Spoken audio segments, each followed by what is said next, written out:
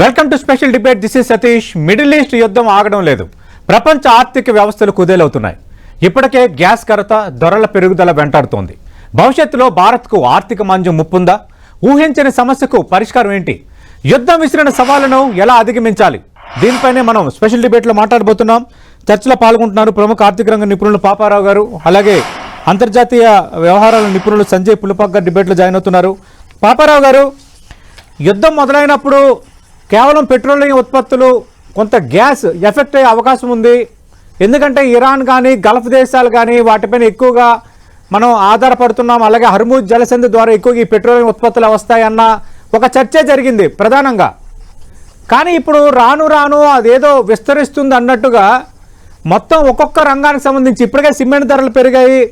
ఈరోజు మన పత్రికల్లో చూసాం, ఫార్మా ధరలు భారీ సంఖ్యలో పెరగబోతున్నాయి. మార్కెట్లు కుదేలవుతున్న పరిస్థితి కనిపిస్తోంది.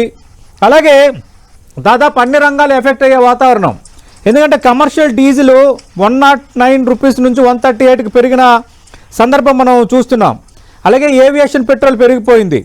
దీని ఇంపాక్ట్ నిత్యావసర ధరలపైన స్పెసిఫిక్గా కనిపిస్తోంది. అంటే లార్జర్ సెన్స్లో ఇంకా ఒక ముప్పు పొంచి ఉంది అనే కంటే ముప్పు విస్తరిస్తుందని అనుకోవాలా? ఈ యుద్ధం ఎఫెక్ట్ ఇప్పుడు తాజా రంగాలపై ఈ ఎఫెక్ట్ నేపథ్యంలో మనం ఎలా బయటపడాలి? క్రూడ్ ఆయిల్, ఎల్ఎన్జి, ఎల్పిజి వరకే ఆలోచిస్తున్నాం. ఇమీడియట్ ఎఫెక్ట్ కాకుండా చాలా ఎందుకంటే క్రూడ్ ఆయిల్ మనకి సంబంధించినంత వరకు 56% హోర్ముజ్ జలసంధి ఏదైతే మూసివేయబడిందో దాని నుంచి 60% ఎల్ఎన్జి ఆ జలసంధి నుంచి 90% ఎల్పిజి దాని నుంచి వస్తుంది. కాబట్టి ఆగిపోయింది అనే ఆందోళన ఈ రోజు ఆ సమస్యలు ఎల్ఎన్జి అయితే ముఖ్యంగా చాలా పెద్ద ఎత్తున సమస్య ఉన్నటువంటి విషయం ఇవన్నీ కనపడుతున్నాయి. దాంతో పాటుగా మనకి కనపడని చాలా ఉన్నాయి దీని వెనకాల. నాఫ్తా ఇప్పుడు ఇమీడియట్ గా మనకి ప్రెస్టింగ్ గా కనపడని, తొందరలోనే వీటన్నిటి ఎఫెక్ట్ కనపడిపోయేది నాఫ్తా ఎఫెక్ట్. నాఫ్తా అనేది క్రూడ్ ఆయిల్ రిఫైనింగ్ లో వచ్చే ఒక ప్రోడక్ట్. అది అలాగే ఏటీఎఫ్, ఏవియేషన్ టర్బైన్ ఫ్యూయల్, దాని గురించి చర్చలు ఆల్రెడీ జరుగుతున్నాయి. దాని ధర పెంచడం కానీ అలాగే గ్యాస్ తోలి. దీంతో పాటుగా మనకు కనపడేది హీలియం గ్యాస్ ఎఫెక్ట్ కనపడుతుంది సార్. హీలియం అనేది 1/3 ఆఫ్ హీలియం గ్యాస్ ఉత్పత్తి అయ్యేది గల్ఫ్ లో. ఈ హీలియం అనేది పెద్ద కూలింగ్ ఏజెంట్. హీలియం గ్యాస్ అనేది చాలా వేగంగా అన్ని మెటీరియల్స్ కంటే కూడా వేగంగా కూలింగ్ చేస్తుంది. అందుకని సెమీ కండక్టర్ ఇండస్ట్రీ చాలా ఇంపార్టెంట్. భారతదేశం సెమీ కండక్టర్స్ లో ముందుకెళ్ళాలి అనేది ఈ మధ్యకాలంలో మోడీ గారు వీళ్ళంతా ప్రణాళిక రూపొందిస్తున్నారు. దానిలో హీలియం లేకపోతే కూలింగ్ అనేది ఉండదు. సెమీ కండక్టర్ ఇండస్ట్రీ సాధ్యం కాదు. అలాగే ఎంఆర్ఐ ఇమేజింగ్, మన హాస్పిటల్లో, మన ల్యాబుల్లో, ఈ డయాగ్నోస్టిక్ సెంటర్స్ లో ఎంఆర్ఐలు ఉంటాయి. ఎంఆర్ఐ స్కానింగ్ లో కూడా మ్యాగ్నెట్స్ వేడెక్కకుండా కూలింగ్ చేయడానికి హీలియం కావాలి. అది కూడా స్కేర్సిటీ వచ్చే ప్రమాదం ఉంది. అది మిడిల్ ఈస్ట్ నుంచి 1/3 వస్తుంది. అలాగే మిథనాల్ కూడా మనకి గల్ఫ్ నుంచే 30% వస్తుంది. మిథనాల్ ప్లాస్టిక్స్ తయారీలో, పెయింట్స్ తయారీలో, ఫ్యూయల్స్ తయారీలో ఇది కీలకం. ఇది మనకి చాలా అవసరమైనది. దాని కొరత వచ్చేది. అలాగే సల్ఫర్ ఎక్స్పోర్ట్స్ 45% గల్ఫ్ నుంచి వస్తాయి. సల్ఫర్ ఎక్స్పోర్ట్ కనుక ఆగిపోతే ఫెర్టిలైజర్ ఉత్పత్తి ఆగుద్ది. దాంతో పాటుగా మీకు సల్ఫ్యూరిక్ యాసిడ్ అనేది కాపరు, నికెల్ అండ్ కోబాల్ట్ ని ఎక్స్ట్రాక్ట్ చేయడం మైనింగ్ లో కావాలి. అవన్నీ ఎలక్ట్రిక్ వెహికల్స్ లో అవసరమైనటువంటి మెటల్స్. దానికి మనకి సల్ఫ్యూరిక్ యాసిడ్, సల్ఫర్ కావాలి. ఆ సల్ఫర్ అనేది కూడా 45% మిడిల్ ఈస్ట్ నుంచి, ఆల్మోస్ట్ సగం అక్కడి నుంచి వస్తుంది. అలాగే మీకు ఇంకోటి కూడా తీసుకుంటే మీకు ఇది అల్యూమినియం కూడా మనకి కావాలి. అల్యూమినియం గల్ఫ్ లో 9% అవుట్పుట్ ఉంది. అది సప్లై అయితే మనకి 22% గ్లోబల్ సప్లై అనేది గల్ఫ్ నుంచి వస్తుంది, చైనా తీసేస్తే. దీని ఎఫెక్ట్ ఆటోమొబైల్ రంగం మీద పడుద్ది, నిర్మాణ రంగం మీద పడుద్ది. మనకంటే ఎక్కువ కూడా వీళ్ళ మీద పడుతుంది, అమెరికా, యూరోప్ మీద. కాబట్టి దాని గురించి మనకు వరి అవసరం లేదు. కానీ అది కూడా ఒక factory. ATF, aviation turbine fuel, దీని ధర ఇది ఏవియేషన్ టర్బైన్ ఫ్యూయల్ అనేది విమానాల ప్రయాణ వ్యయంలో ఒక చోట నుంచి ఒక చోటికి విమానం ప్రయాణికులు తీసుకెళ్తే దానికి అయ్యే కాస్ట్ ఎంతంటే దానిలో కాస్ట్ లో 35 to 40% ఏటీఎఫ్ దే ఉంటది. ఇది ధర పెరిగితే కనుక మార్జిన్స్ తగ్గుతాయి ఎయిర్లైన్ కంపెనీలకి. వాటి మీద ఎఫెక్ట్.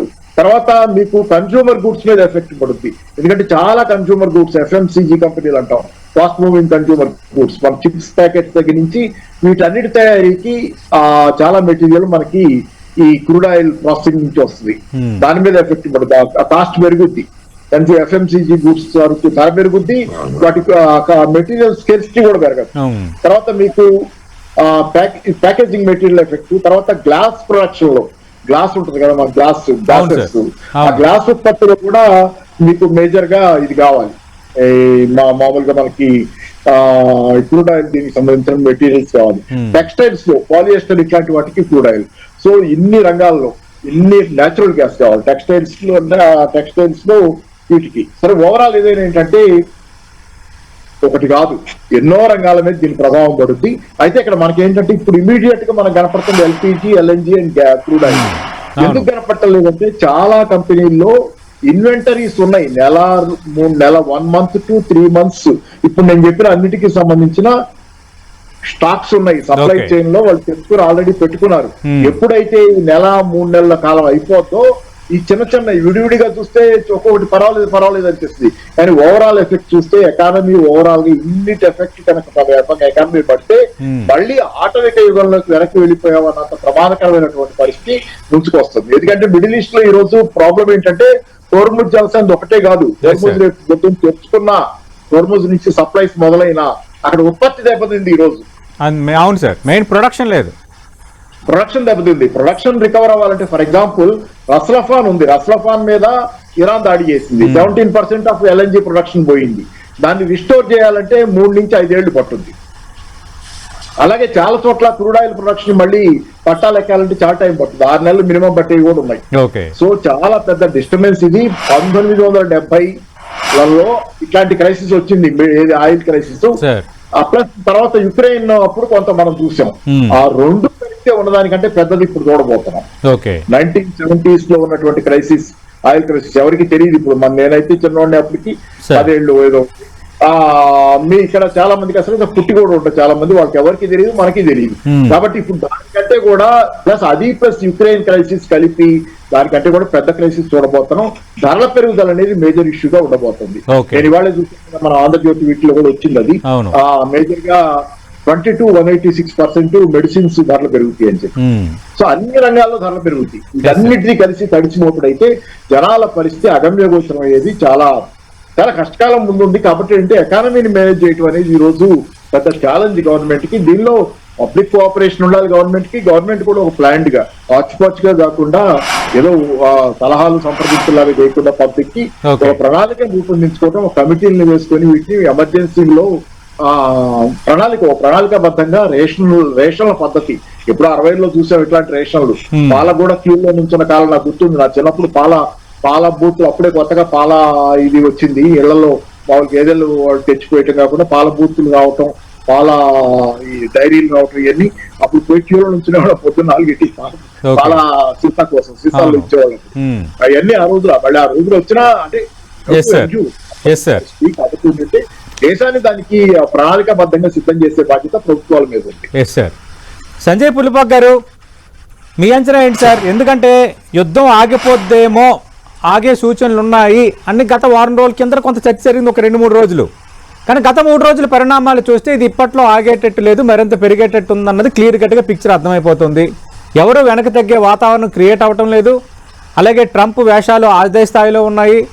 అటు గల్ఫ్ దేశాలైన సౌదీ కానీ UAE కానీ ఇరాన్ అందు చూడాల్సిందే అన్న శబ్దం పట్టిన నేపథ్యం మరోవైపు కనిపిస్తోంది. సరే, ఇంక వాళ్ళు కొట్టుకున్నారో వాళ్ళు తిట్టుకున్నారో అనేది పక్కన పెడదాం. ఆ ఇంపాక్ట్ మన మీద పడిపోయింది, పర్వాలేదు, మనం కొంచెం సెటరేట్ అవుతున్నాము, ప్రజలు ఆందోళన పడాల్సిన అవసరం లేదని కేంద్ర ప్రభుత్వం ఈ మధ్యకాలంలో 2-3 సార్లు ప్రకటనలు చేసింది. బట్ వేరేస్ సీన్ కట్ చేస్తే ఒక్కొక్కటిగా సమస్య పెరుగుతూ ఉంది. ఈరోజు మనం చూసాం మందులు, ఫార్మా ఇండస్ట్రీపై ఎఫెక్ట్. అలాగే అంతకుముందు మనం చూస్తే రొయ్యలు, వీటికి సంబంధించిన ఆక్వాకి సంబంధించిన ఎఫెక్ట్. అలాగే ఇప్పుడు చాలా స్పెసిఫిక్గా, చాలా ఇన్ డీటెయిల్డ్గా పాపారావు గారు వివరించారు ఏ ప్రొడక్ట్స్ వల్ల ఏవేవి ఇంపాక్ట్ అవుతున్నాయో. చాలా ఇన్ డీటెయిల్డ్గా ఈ మధ్యకాలంలో నేను వెళ్ళలేదు, అంతగా ఆయన వివరించారు. మీ అంచనా ఏంటి సార్? ఏం జరగబోతుంది? మనం దీని నుంచి షార్ట్ అవుట్ అవ్వాలంటే మనం ఇండియాగా మనం చేయాల్సింది ఏంటి? ఒకటి అండి, పాపారావు గారు చెప్పినట్టు కరెక్ట్ అండి. మనకి కొన్ని ఇంపార్టెంట్ ఛాలెంజెస్ వస్తున్నాయండి. ఒకటి, యుద్ధం వల్ల కాదండి, ఇంతకు ముందు యుద్ధాలు చాలా జరిగే పశ్చిమాసియాలో. వాటి వల్ల స్ట్రైట్స్ ఆఫ్ హార్మోజ్ జలసంధి మూసుకోవడం జరగలేదు, దాన్ని మూసేయటం జరగలేదండి. సో దానివల్ల అక్కడ యుద్ధాల వల్ల ప్రభావం మన మీద అంతగా పడలేదు, కొద్దిగా పడేది, కొద్దిగా రెమిటెన్సెస్ అది తగ్గేదండి.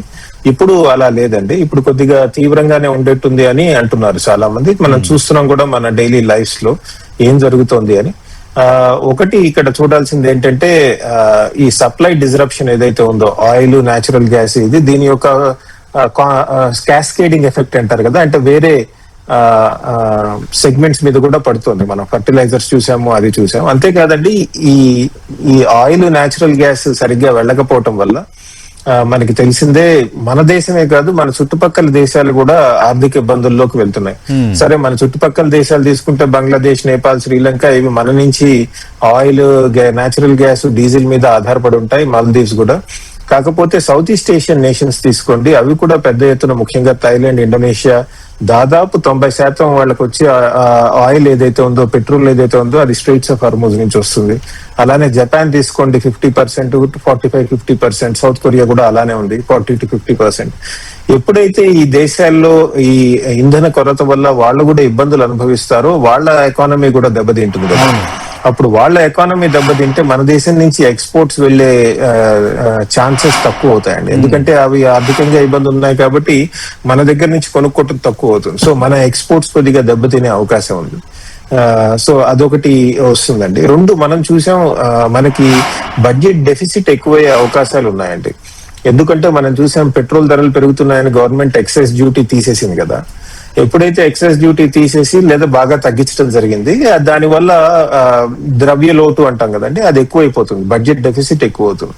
సో దానివల్ల కూడా మిగతా తర్వాత వచ్చే సంవత్సరాల్లో ఏమన్నా ఇన్ఫ్రాస్ట్రక్చర్ స్పెండింగ్ వాటి మీద దెబ్బ పడుతుందా అన్న ఆలోచన కూడా ఉందండి. అంతేకాదు, ధరలు పెరగటం వల్ల లాజిస్టిక్స్ కాస్ట్స్, అంటే ఇప్పుడు మనం చూస్తున్న విమానాలు ఖరీదు పెరిగిపోతాయి, రైల్వే ఫ్లైట్ ఖరీదు పెరగచ్చు, డీజిల్ బేస్డ్ ట్రాన్స్పోర్ట్ ఉన్నవన్నీ పెరిగిపోతాయి. ఇలాంటివి కూడా మనం చూడటం జరుగుతుందండి. ఇంకొకటి ఇప్పటికి ఇంకా స్టార్ట్ అవ్వలేదు, మనకి మిడిల్ ఈస్ట్ నుంచి, గల్ఫ్ నుంచి, అక్కడి నుంచి పెద్ద ఎత్తున రెమిటెన్సెస్ వస్తాయండి. ఈ రెమిటెన్సెస్ అన్నిటి కూడా మనకి ఫారిన్ ఎక్స్చేంజ్ రిజర్వ్స్ కి వాటికి ఉపయోగపడుతుంది. అవి తగ్గే అవకాశాలు ఉన్నాయని చెప్తున్నారు. ఎప్పుడే కేవలం ఈ రెమిటెన్సెస్ అన్నవి ఒకటి పలు విధాలుగా ఉంటాయండి. ఒకటి కొన్ని ఫ్యామిలీ కన్జంప్షన్, అంటే ఇక్కడ ఉన్న ఫ్యామిలీ మెంబర్స్ వాళ్ళ కన్జంప్షన్ కోసం వాడుకునే ఉంటాయండి. ఒక్కొక్కసారి రెమిటెన్సెస్ వచ్చి అవి మన రియల్ ఎస్టేట్ సెక్టర్ లో ఇక్కడ ఇన్వెస్ట్ చేయడం అది జరుగుతుందండి. సో ఇలా పలు విధాలైనటువంటి ఇంపాక్ట్స్ మన ఎకానమీ మీద ఉండే అవకాశం ఉంది. కాకపోతే ఆల్రెడీ చూసాం, మన ప్రభుత్వాలు తీసుకోండి ఎక్సైజ్ డ్యూటీ తగ్గించడం అవి ప్రయత్నిస్తున్నాయి. మిగతా కష్టాలు ఎలా దాటాలి అన్నది కూడా ఆలోచించడం జరుగుతుంది. కాకపోతే ఒకటి, ఇమీడియట్ మెజర్స్ ఏంటి, లాంగ్ టర్మ్ మెజర్స్ ఏంటి అని ఆలోచించాలండి. ఇమీడియట్ గా చేయాల్సిందైతే ప్రభుత్వాలు చేస్తున్నాయి, కానీ లాంగ్ టర్మ్ మెజర్స్ అంటే దీర్ఘకాలికంగా మనం తీసుకోవాల్సిన చర్యలు ఏంటి అనేది చాలా ఇంపార్టెంట్ అండి.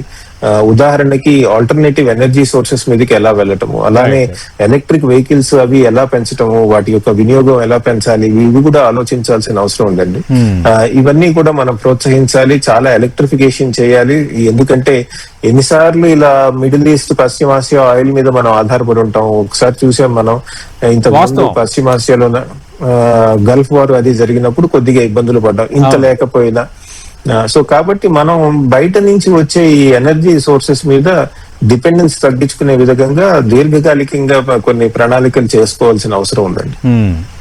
కానీ ఆ పరిస్థితి కనిపించట్లేదు కదా. కేంద్రంలో ఏ ప్రభుత్వం ఉన్నా, రాష్ట్రాల్లో ఏ ప్రభుత్వాలు ఉన్నా ఒక ఆదాయ వనరుగా చూస్తున్నాయి ఈ పెట్రోల్, డీజిల్, ఈ పెట్రోలియం ఉత్పత్తులు, దాని ద్వారా వచ్చే పన్నుల రూపంలో కొంత రాష్ట్ర ఖజానాలకు ఆదాయం సమకూరుస్తున్నాయన్న ఒక ఆదాయ వనరుకు కూడా చూస్తున్నాయి.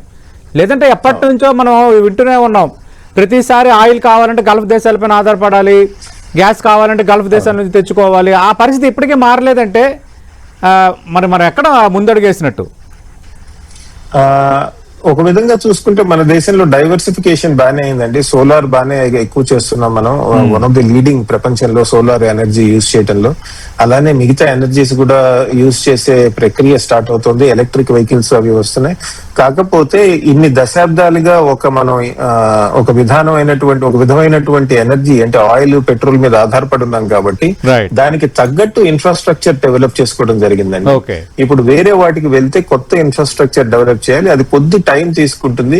మిగతా అభివృద్ధి చెందిన దేశాలతో పోలిస్తే మనం మంచి పొజిషన్ లోనే ఉన్నాం. కాకపోతే చైనా లాంటి పొజిషన్ అవి తీసుకుంటే మనం ఇంకా క్యాచప్ చేయాల్సింది చాలా ఉందండి. ఇప్పుడే నిన్న మొన్న కూడా నేను చదువుతున్నాను, చైనా పెద్ద ఎత్తున అసలు మనం మిడిల్ ఈస్ట్ ఆయిల్ ని 10 years 15 years లో మిడిల్ ఈస్ట్ ఆయిల్ మీద మనం డిపెండ్ కాకుండా మన ఆర్థిక వ్యవస్థను ఎలా నడపాలి అని దీర్ఘకాలికమైనటువంటి ప్రణాళిక చేస్తుంది. అలాంటి ప్రణాళిక మన రాష్ట్ర ప్రభుత్వాలు కానీ కేంద్ర ప్రభుత్వం కానీ ఆలోచించి మనం చేయగలమా? మన అసలు మిడిల్ ఈస్ట్ ఆయిల్ మీద పూర్తిగా డిపెండెన్స్ కొంత తప్పదు అనుకోండి, కొంత ఉంటుంది. కాకపోయినా పెద్ద ఎత్తున వాటి యొక్క వినియోగం తగ్గించి వేరే విధాలుగా మనం ట్రాన్స్పోర్టేషన్ ని ఇంప్రూవ్ చేయొచ్చా అని కూడా ఆలోచించాల్సిన అవసరం ఉందండి. ఎందుకంటే ఎప్పుడైతే మీరు అలా చేస్తున్నారో, ఇప్పుడు మరి మ్యానుఫ్యాక్చరింగ్ ఎస్టాబ్లిష్ చేశారు కదా డీజిల్ కార్స్ కి, పెట్రోల్ కార్స్ కి, ట్రక్స్ కి, అవన్నీ కూడా ఆ మ్యానుఫ్యాక్చరింగ్ సెక్టర్ అంతా ఏమవ్వాలి? అది కూడా ఉంటుంది కదండి.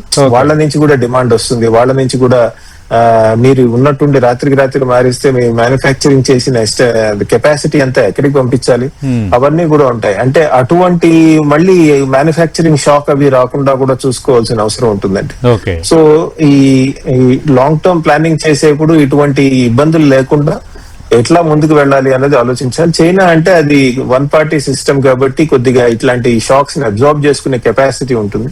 మనది అలాంటిది కాదు కాబట్టి అయినప్పటికీ మనం ఎలా ఈ హ్యాండిల్ చేయాలి? ఇప్పుడు పెద్ద ఎత్తున కార్ మ్యానుఫ్యాక్చరింగ్ పెట్టారనుకోండి ఒక రాష్ట్రంలో, పెట్రోల్ బేస్డ్ కార్ మ్యానుఫ్యాక్చరింగ్ ఉన్నట్టుండి మనం ఈ 10 years లో దీన్నంతా కూడా మీరు ఎలక్ట్రిఫై చేయాలంటే వాళ్ళు పెట్టిన ప్లాంట్స్, వాటి యొక్క కెపాసిటీ, వాటి యొక్క ఇన్వెస్ట్మెంట్స్, ప్రిడిక్టబిలిటీ ఉండాలి కదా. ఇలాంటి ఛాలెంజెస్ కూడా చాలా ఉంటాయండి. వాటి వల్ల మనకి కొద్దిగా ఈ కొత్త ఎనర్జీ రిసోర్సెస్ లోకి వెళ్ళటం కొద్దిగా కష్టం అవుతుంది. ఓకే పాపారావు గారు, సవాళ్ళు మన కళ్ళెదుట కనిపిస్తున్నాయి. ఇప్పుడు దీని నుంచి బయటపడడం అలా ఆల్రెడీ సంజయ్ పులిపాక్ గారు అన్నారు, అంటే ఎనర్జీకి సంబంధించి మనం ఎనర్జీస్ మీద ఆధారపడే కంటే దానికి ఆల్టర్నేటివ్స్ రెడీ చేసుకోవడంలో మనం కొంచెం ఒక అడుగు ముందుకు వేయాలి అని. అలాగే ఇప్పటికిప్పుడు పరిస్థితి, ఎందుకంటే మీరు ఇందాక చెప్పిన బట్టి చూస్తే దాదాపు కీలక రంగాలన్నీ కుదేలవుతున్న వాతావరణం క్లియర్ కట్గా కనిపిస్తోంది. దీటి నుంచి బయటపడడానికి మన ప్లానింగ్ ఎట్లా ఉండాలి? ఒకటి ముఖ్యమైనది మనకి ఆహార భద్రత. ఆహార భద్రతకి సంబంధించినంత వరకు ఎరువుల దిగుమతి అనేది మనకి మేజర్ ఇష్యూగా ఉంది. యుక్రెయిన్ యుద్ధం సమయంలో కూడా ఎరువుల ఇబ్బంది వచ్చింది. ఈ మధ్య కాలంలో కూడా కారణాలు ఏవైనా యూరియా కొరతలు అనేది దేశవ్యాప్తంగా కనపడుతున్నాయి. రేపు పొద్దున ఖరీఫ్ సీజన్ వచ్చినప్పుడు యూరియా, అమోనియా, ఫాస్ఫేట్ల కొరత ఎంతగా ఉంటుంది అనేది ఇప్పుడు చెప్పలేము. అయితే ప్రభుత్వం చెబుతుంది ఏంటంటే నిల్వలు ఉన్నాయి సరిపోను, కాబట్టి ఖరీఫ్ లో మనకి ఇబ్బంది ఉండదని చెబుతున్నారు. అది నిజమైతే గనక మంచిదే, లేకపోయేటట్లయితే గనక ఖచ్చితంగా ఆహార సమస్య అనేది వస్తుంది. ఆహార భద్రతకు అది ప్రమాదంగా ఉంటది. పైగా ముఖ్యంగా ధరలు కూడా పెరుగుతాయి. ఇప్పుడు ఎరువులు కొనడానికి వీలైనా, ఎరువులు ఉన్నా కానీ కొన్నా కానీ ధరలు ఎక్కువ అవుతాయి. అన్ని ధరలు పెరిగినట్లు ఎరువుల ధరలు కూడా పెరుగుతాయి. అదంతా పాస్ అయినప్పుడు కన్జ్యూమర్ మీద ధరల భారం పెరుగుతాయి. అది కాకుండా ఈ సంవత్సరం ఎల్నినో సంవత్సరం, జూన్ నుంచి మొదలవుతుంది ఎల్నినో. ఏప్రిల్ వెట్ మంత్ అంటున్నారు. ఏప్రిల్ అంటే ఇప్పుడు నడుస్తున్న మంత్ చల్లగా ఉంటుంది, వర్షాలు పడుతుంటాయి కదా తప్పప్పుడు. ఇంకా ఎందుకంటే సమ్మర్ ఈ సంవత్సరం లేట్ గా బిగిన్ అవుతుంది.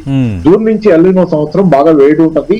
ఆ వాతావరణంలో పంటలకు ఇబ్బంది ఉంటుంది. కాబట్టి ఆహార భద్రతకి అదొక ప్రమాదంగా ఉండే అవకాశం ఉంది. రెండోది ఏంటంటే ఇందాక చెప్పిన సంజయ్ గారు చెప్పిన రెమిటెన్సెస్ $51 billion మనకి మిడిల్ ఈస్ట్ నుంచి ఉన్నాయి. వాటిల్లో ఒక 10% తగ్గినాయి అనుకున్నా $5 billion దాకా మనకి ఇబ్బంది వచ్చే అవకాశం ఉంది. దాంతో పాటు ఫారిన్ ఇన్స్టిట్యూషనల్ ఇన్వెస్టర్స్ ఎవరైతే షేర్ మార్కెట్ లో పెట్టుబడులు పెడుతున్నారో వాళ్ళు ఇప్పుడు ఈ మధ్య కాలంలో బయటకు వెళ్తున్నారు. ఈ మధ్య 2 నెలలు మాత్రమే లోపలికి దేశంలో పెట్టుబడులు తెచ్చారు. అంతలో ఈ మిడిల్ ఈస్ట్ క్రైసిస్ వచ్చింది, వాళ్ళు బయటకు వెళ్ళిపోతున్నారు. మళ్ళీ సంవత్సరంన్నరగా వాళ్ళు బయటకు వెళ్తానే ఉన్నారు. మొన్న 2 నెలలు తప్పితే మళ్ళీ అదే పరిస్థితి. కాబట్టి ఫారిన్ ఎక్స్చేంజ్ మేనేజ్మెంట్ అనేది ఒక ఇంపార్టెంట్. రెండోది ఏంటంటే ఇక్కడ మనకి మీరు అడిగారు మనం ఏం చేయాలని, ఒకటి క్లియర్ గా చెబుతున్నారు సోలార్ ఎనర్జీ దిశగా. ఎందుకంటే 20 గంటలు ఎక్కడో అదే ఓవరాల్ గా చాలా ఎక్కువ గంటలు ఎండ్ ఉండే దేశం ఇది. కాబట్టి సోలార్ ఎనర్జీ అనేది మనకు బ్రహ్మాండమైనటువంటి ప్రత్యామ్నాయం. దానికి బ్యాటరీ స్టోరేజ్ బ్యాటరీస్ తయారు చేసుకోవడమే మేజర్ ఇష్యూ. తర్వాత దానిలో ఇంకొక రెండోది ఏంటంటే ఇక్కడ మనకి క్రూడ్ ఆయిల్ కూడా ఇప్పుడల్లా మనం అవాయిడ్ చేయలేము. ఎంత Okay. సోలార్ ఎనర్జీకి షిఫ్ట్ అయినా క్రూడ్ ఆయిల్ కొంతకాలం పాటు ఖచ్చితంగా కావాల్సి ఉంటది. కానీ ఇక్కడ మనకేంటి క్రూడ్ ఆయిల్ లో మనం స్వావలంబన ఫెయిల్ అయ్యాం. ఉదాహరణకి చెబుతాను, 2014లో 70% ఆఫ్ మన దేశీయ అవసరాలు మనం దిగుమతి చేసుకుంటున్నాం క్రూడ్ ఆయిల్. ఇప్పుడు అది 88.5% పెరిగింది. ఓకే, అంటే మన స్వావలంబన లేదు, స్వావలంబన పోతుంది. ఉన్న స్వావలంబన కూడా ఈ 10-11 ఏళ్ల కాలంలో పోయింది. ఓకే. అలాగే మీకు ఉదాహరణకు పోనీ ఇది ఎందుకు కొంతమంది ఏం చెబుతున్నారంటే దీనికి అవసరాలు పెరిగినాయి, వినియోగం పెరిగింది, అందుకని దిగుమతి పెరిగింది అని చెబుతున్నారు. అది కాదు, యాక్చువల్ గా ప్రొడక్షన్ కూడా తగ్గింది దేశంలో. 2015లో 36.9 మిలియన్ల మెట్రిక్ టన్నులు మనం ఉత్పత్తి చేసుకున్నాం క్రూడ్ ఆయిల్ దేశంలో. కానీ ఇప్పుడు 2025లో 28.7 మిలియన్ల మెట్రిక్ టన్నులే ఉత్పత్తి చేస్తున్నాం. అంటే ఉత్పత్తి తగ్గిపోయింది సుమారుగా 8 మిలియన్ల మెట్రిక్ టన్నుల దాకా. అది దారుణం. ఎందుకంటే మనం ఒక పక్క అండమాన్ దగ్గర గయానా ఫీల్డ్ అని చెబుతున్నాం. గయానా అంటే మనకు కూడా గయానా అనే చోట అమెరికాలో అనుకుంటా పెద్ద ఎత్తున ఆయిల్ నిల్వలు ఉన్న ప్లేస్ కే చెప్పుకుంటారు. అట్లాంటి గయానా ఫీల్డ్ మనకు అండమాన్ అనేది గయానా ఫీల్డ్ అని చెప్పాం. అండమాన్ ఏరియాలో మనం ఇంతవరకు ఎందుకు గ్యాస్ ఎక్స్కవేషన్ గ్యాస్ ని క్రూడ్ ఆయిల్ ని ఎందుకని మనం ప్రాస్పెక్టింగ్ చేయలేకపోతున్నామో, దాన్ని బయటికి తీయడానికి ప్రయత్నం చేయలేకపోతున్నామో అది ప్రభుత్వాలకే తెలియాలి. కాబట్టి స్వావలంబన గురించి ఉపన్యాసాలు ఇస్తామని తప్పితే అది దిశగా ప్రయాణం లేదు. కాబట్టి అండమాన్ దగ్గర గ్యాస్ క్రూడ్ ఆయిల్ చాలా పెద్ద ఎత్తున ఉందనేది చెబుతున్నారు. దాన్ని గయానా ఫీల్డ్ అని కూడా పిలుచుకుంటున్నారు వీళ్ళు. బట్ వాట్ ఈస్ హ్యాపెనింగ్, ఉన్న ఉత్పత్తి కూడా తగ్గిపోతున్న పరిస్థితి ఉంది. కాబట్టి అంటే దేశంలో రాజకీయాల కంటే ఆర్థిక వ్యవస్థను చక్కదిద్దడం పట్ల రాజకీయ పక్షాలన్నీ పాలక పక్షం ప్రతిపక్షం శ్రద్ధ పెట్టాలి. నిత్యం ఎవరు అధికారంలో ఉన్నారు రెండో వాళ్ళ కాళ్ళేలా పడేయాలి, వాళ్ళు వీళ్ళు కొట్లాడుకోవటం కాదు, దేశ ప్రయోజనాలు ముందు పెట్టి పనిచేయాలనేది చాలా ఇంపార్టెంట్ విషయం. అది ప్రజలు కూడా కొంత గమనంలో ఉంచుకోవాలి. నిత్యం రాజకీయ చర్చలు అంటే ఆ రాజకీయ నాయకుడు ఈ రాజకీయ నాయకుడు కాదు. దేశంలో ఏ విధమైనటువంటి అభివృద్ధి జరగాలి, విధానాల గురించి చర్చ నిజమైన రాజకీయ చర్చ ఉంటుంది. అంటే రాజకీయ నాయకులు వాళ్ళ కులాల కుంపట్లు, వాళ్ళని పడేసి వీళ్ళు రావటం, వీళ్ళని పడేసి వాళ్ళు రావటం, ఈ చర్చల్లోనే జనాలు కూడా మునిగి తేలుతున్నారు. కాబట్టి ఓవరాల్ గా ఒక నెగటివ్ కల్చర్ ఉంటుంది దేశంలో రాజకీయాల విషయంలో. కాబట్టి ఆ కల్చర్ పోయే పరిస్థితి ఇట్లాంటి సంక్షోభంలో వస్తుందని ఆశిద్దాం. సంజయ్ గారు, ఈ సవాళ్ళను అధిగమించడానికి ఏం చేయాలి, ప్రభుత్వ ప్రణాళిక ఎలా ఉండాలంటే మీ అనుభవంతో మీరిచ్చే సూచనలు ఏంటి? ఒకటి అండి, ఇందాక పాపారావు గారు చెప్పినట్టు మనం డొమెస్టిక్ గా ఏమేమి జనరేట్ చేయగలం, ఏం ప్రొడ్యూస్ చేయగలం అనేది చూసుకోవాల్సిన అవసరం చాలా ఉందండి. ఇప్పుడు ఉదాహరణకి కృష్ణా గోదావరి బేసిన్ లో చాలా గ్యాస్ ఉందంటారు. అది ఇంకాస్త బాగా ఎలా మనం వాటిని వినియోగించుకోవాలి, లేదా వాటిని ఐడెంటిఫై చేసి ఎక్స్ప్లోర్ చేసి వాటిని ఇంకా ఎలా జనరేట్ చేయాలి అనేది కూడా చూసుకోవాల్సిన అవసరం ఉందండి. అలానే పలు చోట్ల వేరే ప్రాంతాల్లో కూడా రాజస్థాన్, ఇప్పుడు అండమాన్ నికోబార్ ఐలాండ్స్ లో చెప్పినట్టు అలానే రాజస్థాన్ లో కొన్ని చోట్ల ఆయిల్ రిసోర్సెస్ ఉన్నాయని చాలా రిపోర్ట్స్ వస్తున్నాయి. వాటిని మనం త్వరితగతిన ఎలా తీసుకురావాలని చెప్తున్నాం. దీంతో పాటు మనం ఇంకోటి ఆలోచించాల్సింది ఏంటంటే, మనం ఆయిల్ నుంచి డిపెండెన్స్ తగ్గించి ఎలక్ట్రిక్ వెహికల్స్ వాటి మీద డిపెండ్ అవ్వాలి, కొద్దిగా ఎలక్ట్రిసిటీ వైపు వెళ్ళాలంటున్నాం అండి. కానీ ఎలక్ట్రిక్ వెహికల్స్ అవి తయారు చేస్తే కనుక వాటిలో మీకు కావాల్సింది రేర్ ఎర్త్ మెటల్స్ అండి. ఆ రేర్ ఎర్త్ మెటల్స్ కూడా మనం వేరే దేశాల నుంచి ఇంపోర్ట్ చేసుకుంటున్నాం. మళ్ళీ అదొక కొత్త డిపెండెన్సీ తయారవుతుంది. సో కానీ అలా కొత్త డిపెండెన్సీ తయారు కాకుండా మనం ఏం చేయాలంటే, మన దేశంలోనే చాలా రేర్ ఎర్త్ మెటల్స్ ఉన్నాయట, అవి తొందరగా ఎలా వెలికి తీయాలి, మన ఇండస్ట్రీకి వాటిని ఎలా అందించాలి అన్న విషయం ఆలోచించాల్సిన అవసరం ఉందండి. తర్వాత మౌలికంగా చూసుకుంటే మనం ఒక మౌలికమైనటువంటి ఆలోచన విధానంలోనే మార్పు రావాల్సిన అవసరం ఉందండి. ఒక ఇండస్ట్రీకి మనం తక్కువ ధరలో ఉత్పత్తి చేసే విధంగా కావలసిన వనరులు ఎలా సమకూర్చి మనం ఇస్తాము అన్నది ఒక ఆలోచన విధానం అన్ని ప్రభుత్వాల్లో, కేంద్ర ప్రభుత్వం, రాష్ట్ర ప్రభుత్వం అందరి దగ్గర వస్తే కనుక, అటువంటి షిఫ్ట్ ఇన్ థింకింగ్ అంటాం కదా, అలా జరిగితే కనుక మనం ఇటువంటి ఛాలెంజెస్ ని ఎదుర్కొనే అవకాశం చాలా ఎక్కువగా ఉంటుంది, ఈజీగా దాటే అవకాశం చాలా ఎక్కువగా ఉంటుందండి. వెదర్ ఇట్ ఈస్ సోలార్ తీసుకోండి, న్యూ ఎనర్జీ తీసుకోండి, హైడ్రోజన్ ఎనర్జీ అని మాట్లాడుతున్నారు. హైడ్రోజన్ ఎనర్జీ కనుక మనం బిగ్గర్ వెహికల్స్ కి లేదా బిగ్గర్ ట్రాన్స్పోర్టేషన్ నెట్వర్క్స్ కి వాటికి వాడుకుంటే కూడా సరిపోతుందండి. అలానే పబ్లిక్ ట్రాన్స్పోర్ట్ కూడా పెద్ద ఎత్తున పెంచాల్సిన అవసరం ఉందండి. ఎందుకంటే ఈ చిన్న కార్లు వీటి మీద డిపెండెన్స్ తగ్గి హాయిగా పబ్లిక్ ట్రాన్స్పోర్ట్ లో జనాలు వెళ్ళగలిగితే కనుక ఈ పెట్రోల్, డీజిల్ వాటి వల్ల వచ్చే మార్పుల వల్ల కూడా మనకు కొద్దిగా తట్టుకుని నిలబడే అవకాశం ఉంటుందండి. రైట్, థ్యాంక్ యూ సంజయ్ పులిపాక్ గారు, థ్యాంక్ యూ పాపారావు గారు. యుద్ధం ఎర్లీగా ఆగాలని మనం కోరుకుందాం, కానీ పరిస్థితి ఇదే కొనసాగితే సమస్యలు పెరుగుతున్నాయి. కాబట్టి దానికి తగ్గట్టుగా సిద్ధమవ్వాల్సిన బాధ్యత ఆ ప్రభుత్వాలపైన ఉంది, ప్రజలపై ఉందని నిపుణులు చెప్తున్నారు. అలాగే మనం మిగతా దేశాలపై డిపెండ్ అవుతున్న రిసోర్సెస్ ఏవైతే ఉన్నాయో అవి మనం ఇండియాలోనే సమృద్ధిగా వాడుకునే వాతావరణాన్ని క్రియేట్ చేసుకోవడం ద్వారా, ఇంకా ఈ డిపెండెన్సీ తగ్గించుకోవడం ద్వారా ఇలాంటి సమస్యలు ఎప్పుడు వచ్చినా మనం సమస్య నుంచి బయటపడవచ్చు అంటున్నారు. ఒకటి మాత్రం నిజం, ఒక సమస్య వచ్చేటప్పుడే మనం పరిష్కారం వెతుకుతాం కాబట్టి ఈ సమస్య రావటం ఒక యాంగిల్లో, అంటే ఒక నాణానికి బొమ్మ బొరుసు ఉన్నట్టుగా ఒకవైపు ఈ సమస్య వచ్చింది కానీ పరిష్కారం దిశగా అడుగులు వేయడానికి కేంద్ర ప్రభుత్వం కూడా ఆలోచిస్తున్నట్టుగా గత కొద్ది రోజులుగా వార్తా కథనాలు చూస్తున్నాం. ఖచ్చితంగా యుద్ధం ఆగాలి, మనకి సమస్య తగ్గాలి. కానీ భవిష్యత్తులో ఇలాంటి యుద్ధ పరిస్థితులు వచ్చినా, మిడిల్ ఈస్ట్లో ఎలాంటి ఇబ్బందులు వచ్చినా వాటిపై డిపెండెన్సీ లేకుండా మనకు మనం సొంతంగా చేసుకునే వ్యవస్థ రూపొందాలి. ఇది 10 టీవీ కూడా కోరుకుంటుంది. ఇది వాటి స్పెషల్ డిబేట్.